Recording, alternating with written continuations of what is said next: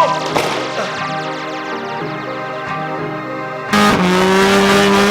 was excruciatingly loud. What?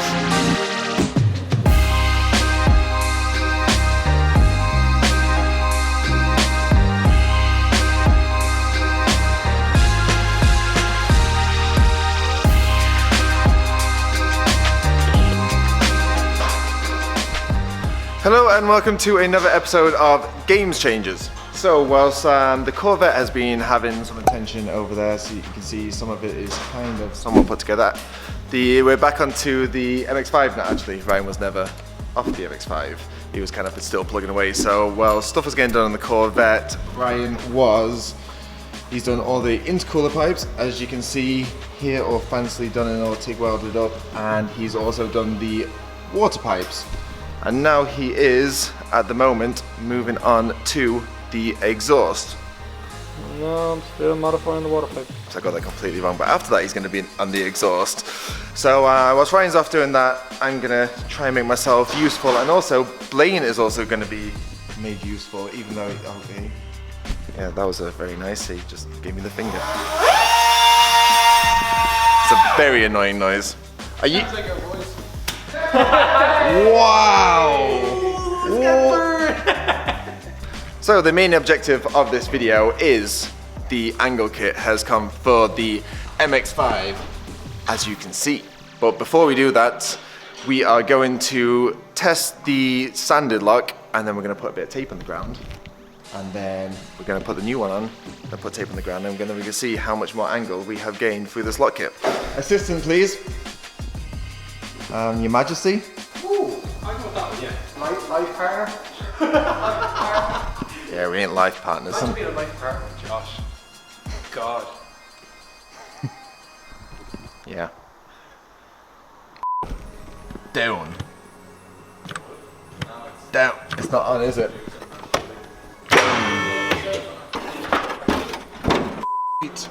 Okay, so if you will be so kind to go full lock.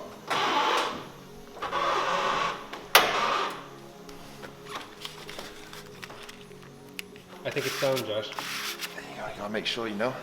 So the wheel kind of folds in, which is what the kit will essentially try to get rid of. Yeah, the kit will correct the camber. So when the wheels turn, they also pivot. But the whole idea is you lengthen the bottom arm so that the wheel is dead flat. When it's on full lock, you have most amount of grip out. So yeah, this is it before, and we're gonna see what it's like after.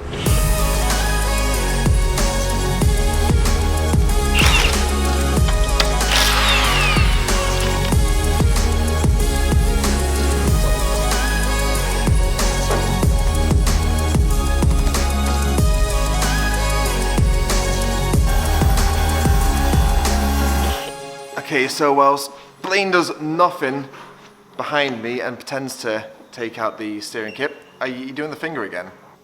So I can't get out of this chair, so... What are you gonna do, drill me? No. There's expansion in the band. Don't get your trousers on, no. Ah! Not necessarily, I could push. Sorry, I've got this myself. Useless. Stop! So, about a lifetime ago when we first started this project, we got in contact with Dan at Destroy or Die to develop an NC kit, because I've used all of his stuff on my Mark 1 MX-5 and it's an unbelievable kit. So he approached him to make it and he said yes. So what we have in front of me is the hub, top arm, and the lower arm. This is the first generation of the kit. It's kind of been loosely tested on his car fitting to make sure all the clearance issues and everything like that are sorted. So a few of the things to mention about this kit which are advantages to this rather than some of the other kits on the market is that it uses the majority of the OEM parts that are used on the NC originally. So all the bushings are OEM, the bearings, it's just the standard bearing that can get slotted into here. And it is also the only kit on the market, I believe, that still uses the standard MX-5 rack rather than the BMW rack, meaning that you don't have to alter the subframe or modify the subframe to put a BMW rack on. So as far as cost-wise goes for this kit, it's a lot more affordable, spares are a lot easier to get, and it's a much easier kit to fit. Another feature on this is that it has a ball joint for the upper arm that can be adjusted. So on the standard stuff that's on the car, on the hub is just a static one, so it's hard to change the camber and everything like that on the standard arms. So with this, you can slide it back and forth, whatever, and you get a lot more adjustment out of all the arms. And also you still retain all of the camber bolts, so you have additional adjustment on top of that to make, I don't know, fine alignments, or make it easier to align when you're at the track and stuff like that. But the best thing about this kit is that because he tries to use all the OEM parts and stuff like that, it reduces the cost of the kit. So there's not an official figure on the kit price, but he's trying to make it the same price as around the Mark 1 and Mark 2 kit that he does. So he's going to be trying to get it around 1,000 sterling. So for the bottom arm, top arm and the hub, which is way cheaper than any other kit that's on the market at the moment. So yeah, I cannot thank Dan enough for taking on the project, and it's great to be carrying on using his steering angle kits like I did on the Mark 1, and I can't wait to see these on the car and actually see how much extra luck is gained, and we'll see where the wheels finish and everything like that. I think Lane is very slow. She a bit stiff. There you go. Not at all. Do you know what he says to me? He goes, "Oh, hit it with the hammer." Do you know what that actually is? That's like one of them things, you know, to check our reflexes. One of them. Or the archaeologists use those. Oh yeah, for chipping away at the stone. Also, Blaine, can I just say the stance on you, tucked in t-shirt. I'm getting old now, John. See? Hang on a second, are those sketches? That's a real, yeah. Oh! Yeah, I don't know, that's a real English thing, to tie the little bow tie in your... And are we all slagging each other about what we look like in our dress sense? Well, I can't slag anybody. I'm standing over here wearing tyre box hoodie that was given to me, a pair of Snickers and Skechers with a mullet.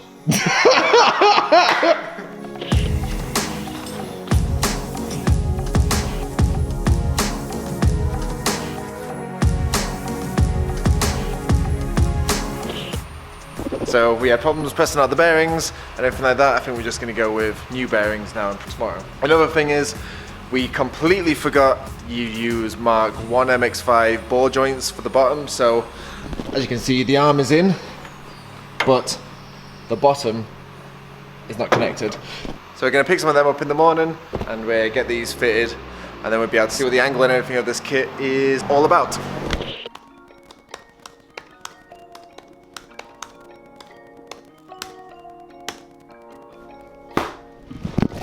So that video is now done. So we said we were jumping until tomorrow, but in fact we're going 2 days into the future because I was behind on editing and I needed to catch up, and without the editing you guys won't see the video, so it's quite important that I get that done. Also, just want to give a quick shout out to Moorfield Motors. Moorfield Motors is one of the best, if not the best, second-hand car dealership in Ireland. They sell anything from your standard first-time buyers, luxury, sports cars and everything like that, and even recently they've been getting old school, sportier cars. So that's something that not many second-hand car dealerships do, so it's more of a specialist thing and probably applies more to you guys.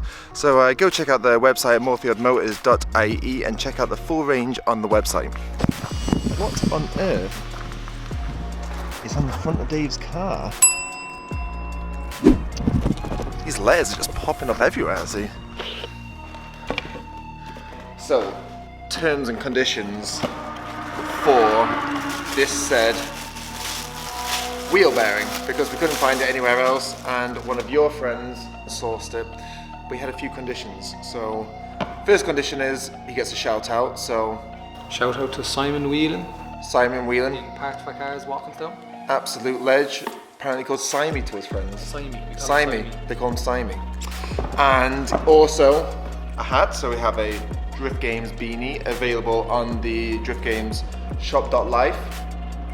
Drift Games life. driftgames.life/shop. Shop.driftgames.life. shop.driftgames.life. Type in drift games and just go to the shop, buy stuff. That's the easiest way that you can do it. And also, one of our stickers. So yeah, thank you for the wheel bearing. Now we can He held put them... that he held ransom. He's not very good at holding ransom since he gave us the wheel bearing. Only because we're men of our word. We actually, yeah. I mean, we could just sign me, you may get nothing, who knows? Well, actually you are. I'll give him that. Yeah. He's not getting a sticker though. So yeah, so we can get on to fitting the rest of the kit now.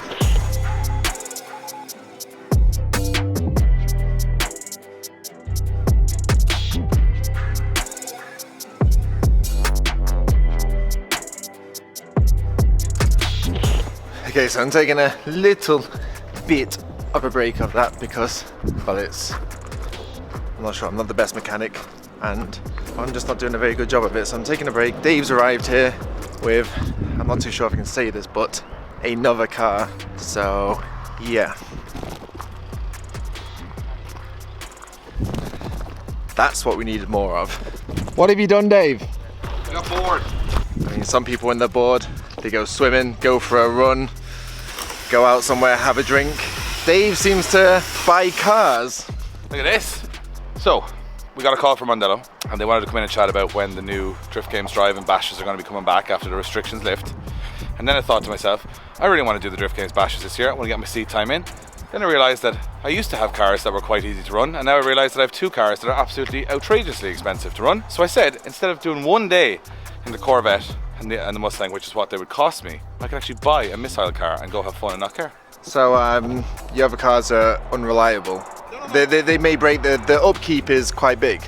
No, they go through fuel and tyres a lot. So they cost a lot. They cost a lot. This one goes through engines a lot. I was good. That was where I was going. No, do you know what it is? It's ever since we did that video, if you want to go back and watch it, of 10 beginner drift cars. And a lot of people have been saying on the channel they'd love to see us do a cheap drift car, something affordable for people. And I also always had a soft spot for the RX8, even though everybody hates them and thinks they break down. I kind of wanted to see it for myself. I don't think people give them a fair shot. So this is a 2004 RX8 that somebody built into sort of a practice day drift car already, which means that a lot of work is done. As you can see, I was going to say little boot catches there. They're rusty, it doesn't matter. Inside, not a lot going on. Stripped out. Dave, that seat looks like it's been a cat's bed for the last few months. Will I be a passenger in it? No, so it doesn't bother me. We might replace the seat. So this is it. But the driver's seat is mint. What on earth is this? Yeah, I'm not sure. I think the handbrake might have been from wish.com, but hey, it works. We might replace that. It's open. I was going to say, this is the strangest thing about great view. What this reminds me of is like a Rolls Royce door. It's like a Rolls Royce Dawn if it was made with very cheap parts in Mazda in Japan. Anyway, RX8s don't get a lot of love, but it's a rotary engine, so that's cool. Is that cool? They sound cool, I think. They sound cool. This one doesn't sound very cool. They took the back box off to make it louder and just made it sound. Hey, has it got a good go on. Oh, it sounds terrible. You may have to lower it.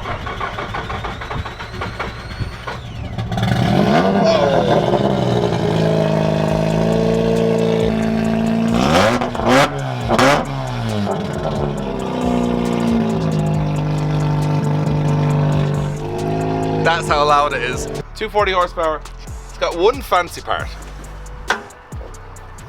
Ooh. It's got an AM intake.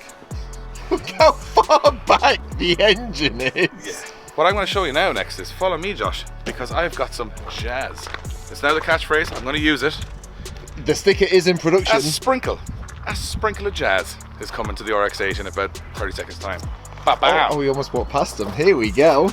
So what these are, sentimentally, quite a sentimental. So our company, Josh, is called Drift Games. And what's the company above that called? Zegan Promotions. These are 5 Zegan wheels. So this is incredible. I didn't even know that we made wheels. We don't make them, but the name, so I used to work years and years ago, I'm going to make a long story short, in a tuning company, learned nothing, bought all the parts myself, terrible idea. But we used to sell these all the time. These are 5 Zegan, I think they're called FN10RCs, and if I remember that correctly, that is impressive. Some salesman then. This company doesn't exist anymore, they're gone bankrupt. But I managed to find in a cowshed 4 17x10 ET10 wheels. 17 is perfect for the RX8. It already has coilovers on it. So what I'm challenging Wayne now to do is how low can we go and how much stance can we put on it. And then, this is not part of our May 4th reveal, this car will be after that. So I'm just going to leave it outside looking pretty for a while and then we'll do something with it when the practice days come back on. But Look at that. So I'm going to power wash the engine bay, and if it starts after that, which is questionable, we're going to put the wheels on and deck it. In the field with the cleat lace, beat foot with the bare face and a slick tie. That's what she say. She look good, she a big tease when she bite lip with the wink face. Hella babe, she throw me a bag, she bring that my way for the team play. For Pete's sake, I'm above average, I'm patting my stats. I gotta matter what he say. The 2010, yeah, LeBron James with the backboard, type of bad boy. Hold it down for the task force. If I run his fade, you ask for it. Niggas cross me to laugh more. I keep it 100 on dashboard. That doesn't look serious. No. No, they look serious. You just need to slam it. And I mean slam it. I mean slam it to the point where you're not sure if it's ever going to come off this lift again. They're going to look class. A few moments later. So already, Dave, this car's been in the garage for 5 minutes, Beautiful car. and it's causing problems. Causing no problems. This is just Wayne wanted to practice how to change coilover height with So rusty the coilover's just wound easily, right? Beautiful. They're just so beautiful that they just needed to be taken out of the car first. Yeah, they're just, some of them are seized. This is for safety. That you got to be skilled enough to lower it. They just won't let anyone lower it. So you got to know, like Wayne, the ins and outs. Yeah. We never give Wayne bad jokes ever. We always give him good old stuff there. It's simple. This is kind of my fault to have this stuff as well. It's his way. Actually, he can't even give out to me because he sent me this link to this car and said, "Did you always want one of these? That's fair cheap." So Wayne can only go and feck off now because at the same time he's the one now that instilled this. He's the one that collected it. He facilitated it.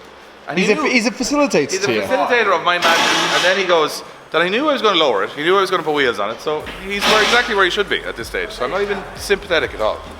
Okay, I'm leaving that nonsense, seeing as that is not going to be a quick job, like every single job. So we're going to go back down here and see where we are with the angle kit. Ryan did it a little bit whilst I was up there, so we shall see where he got to. Okay, well there's wheels on there now. Everything seems to be fitted, and there definitely seems to be more angle anyways. With this being a prototype kit, Dan said that we will need extended tie rods, but we're just to let him know how extended we need. So we're gonna have to cut them and extend them, and then the wheels will be pointed straight, and then we'll be able to get a better indication of how much lock we can actually achieve with this lock kit.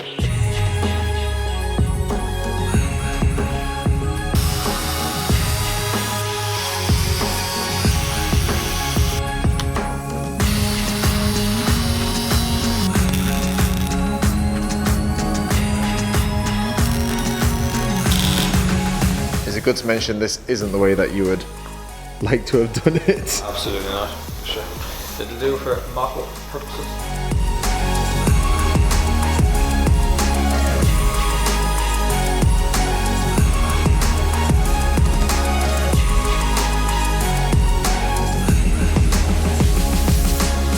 Okay, so we skipped forwards just a little bit just to make sure the tie rods were fitted and what we were trying actually kind of made sense.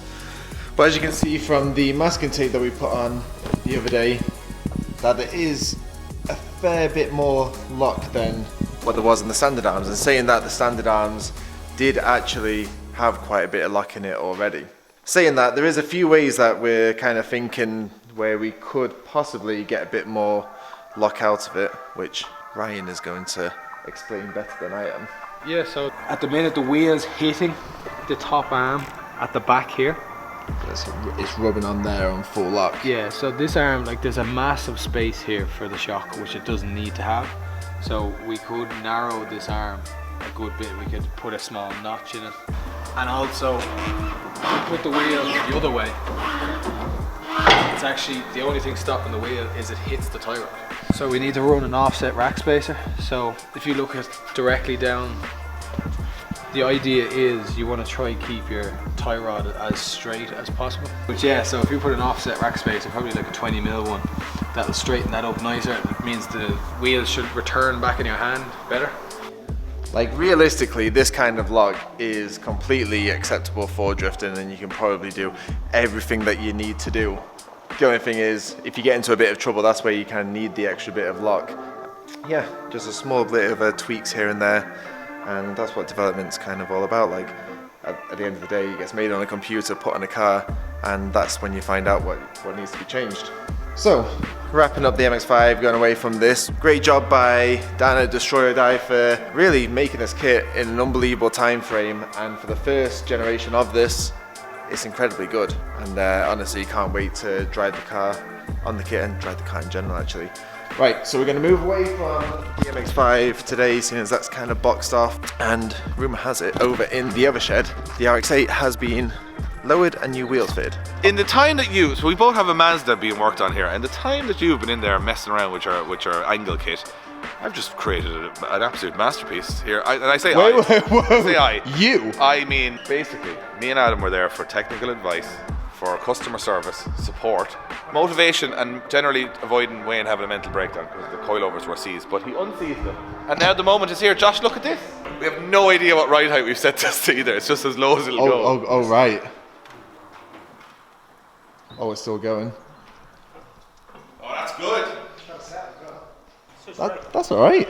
I can take that to the track day. Anyway, the gym. You're not going to the gym anymore, so the Matador's where you go. I'm now going to drown out the sound of Wayne with his car. We'll keep it this loud, Wayne, so I don't have to listen to you. Yep, sure. I actually like the sound of it.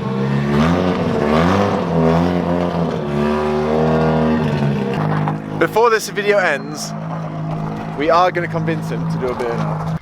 I think it looks deadly. I'm really happy with Wayne's work today. I bought it and I got the wheels yesterday, so I did a bit. Like, that's a lot of good looking car for that money. I'm intrigued now to know how long that €3,000 is going to last. Even comment below how many practice days you think I'm going to get out of this. And if it's less than one, put like -1. No, I'm saying 3. 3 practice days? I think 3. And I think even if it blew up, I could leave it outside the garage and I could just look at it and it looks nice. So now, sit back people, relax, take that hot beverage in your hand and bask in the beauty of the montage of the new RX8.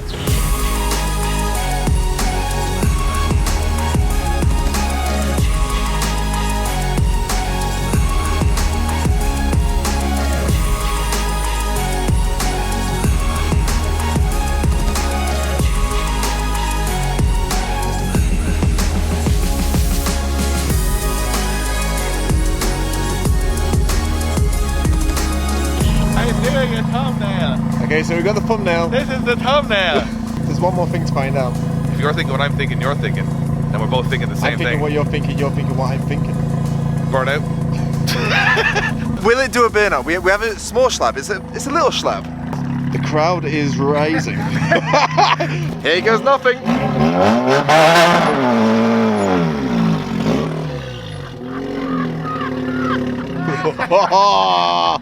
Bit embarrassing. I'll take that connector out.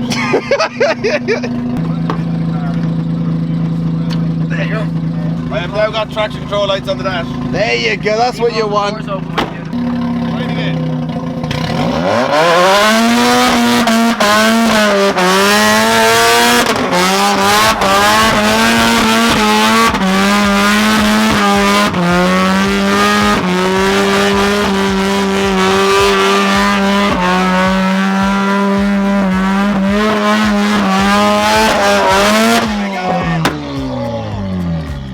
That was excruciatingly loud.